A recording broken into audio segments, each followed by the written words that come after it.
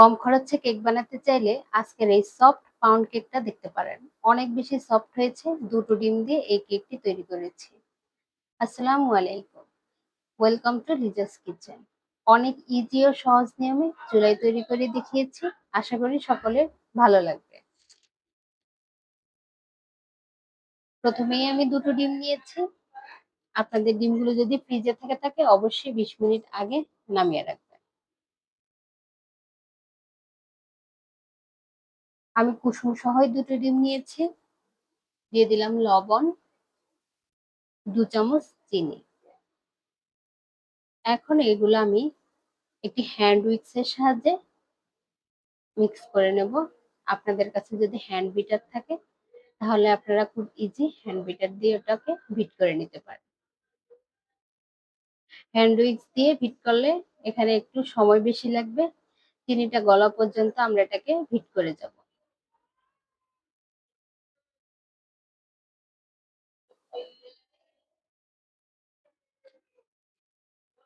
চিনিটা এই পর্যায়ে যখন গলে যাবে তখন আমরা এখানে তেল ইউজ করব। আমি চায়ের কাপে মেপে ১ কাপ পরিমাণে তেল দিয়ে দিলাম। এটা রান্নার রেগুলার তেল। এখন তেলটাকে একটু বিট করে নিব। আমার রেসিপিগুলো যদি আপনাদের ভালো লেগে থাকে অবশ্যই আমার চ্যানেলটাকে সাবস্ক্রাইব করে দিবেন। আর যারা ইতিমধ্যে সাবস্ক্রাইব করেছেন তাদেরকে অসংখ্য ধন্যবাদ। রেসিপিগুলো খুব ভালো লাগলে লাইক, কমেন্ট এবং শেয়ার করতে ভুলবেন না।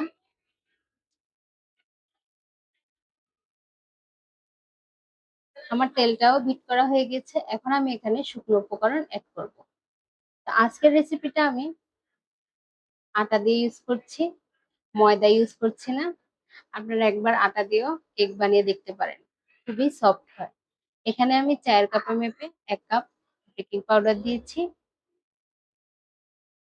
তারপর শুকনো উপকরণগুলো খুব ভালো করে চেলে নেব। এখন একটি হ্যান্ড উইক্স এর সাহায্যে আমি এটাকে একটি ব্যাটার তৈরি করে নেব। একদিক থেকে আপনাদের হ্যান্ড উইক্সটা ঘোরাতে হবে, এবড়ো-থেবড়ো ভাবে ঘোরালে হবে না। তাহলে কিন্তু ব্যাটারটা দলা পেকে যাবে। কেকটা ভালো হবে না। তো এভাবে আমি আস্তে ঘুরিয়ে এটাকে আমি মিক্স করে নিয়েছি। ঠিক এরকম একটি ব্যাটার তৈরি হবে। যখন দেখবেন এরকম একটি ব্যাটার তৈরি হয়ে গেছে তখনই বুঝবেন একদম সঠিকভাবেই ব্যাটারটা তৈরি হয়েছে। এখন আমি এটি একটু মোল্ডে ঢেলে নেব। তো মোল্ডে আমি তেল ব্রাশ করে নিয়েছি। এখন আমি ব্যাটারটা ঢেলে দেব। সম্পূর্ণ ব্যাটারটা ঢালার পর আমি এখানে একটু ড্যাব করে দিব যাতে ভিতরের বাতাস থাকলে সেটা বের হয়ে আসে।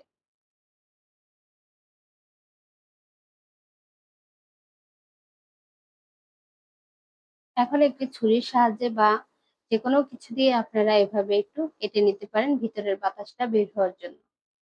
এখন আমি এখানে কিছু শুকনো উপকরণ এড করব।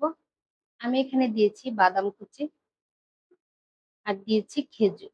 আপনারা চাইলে অন্য যেকোনো কিছু ইউজ করতে পারেন। আপনাদের পছন্দ অনুযায়ী যেকোনো শুকনো কিছু ইউজ করতে পারেন অথবা চকলেটও দিতে পারেন। এখন আমি এটাকে চুলায় বেক করে নেব। সেজন্য চুলাতে আমি একটি কড়াই বসিয়ে নিয়েছি।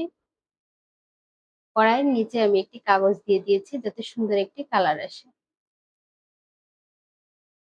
এখন একটি ঢাকনা দিয়ে আমি ঢেকে ৪৫ মিনিট অপেক্ষা করব। ৪৫ মিনিটের মধ্যে আমি ঢাকনাটাকে একবারও তুলব না।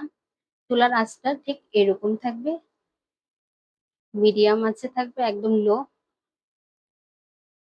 ৪৫ মিনিট পর আমি ঢাকনা উঠিয়ে একটি কাঠি দিয়ে চেক করে নেব।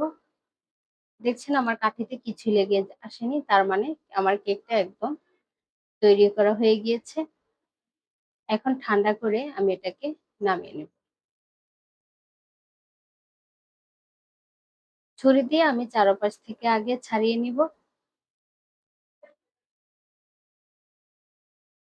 এখন একটি প্লেটে আমি এটাকে ঢেলে নেব।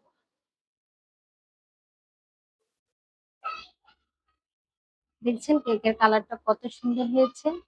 আপনারা চাইলেও খুব ইজি এই কেকটি তৈরি করতে পারেন। ঘরে থাকা উপকরণগুলো দিয়েই আমি এটা বানিয়ে দেখিয়েছি।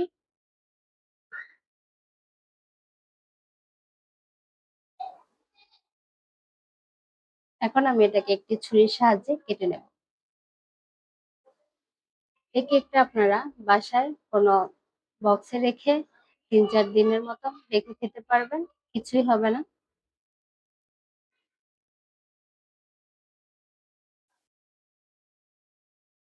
এভাবে আমি পিস, পিস করে এটাকে কেটে নিয়েছি।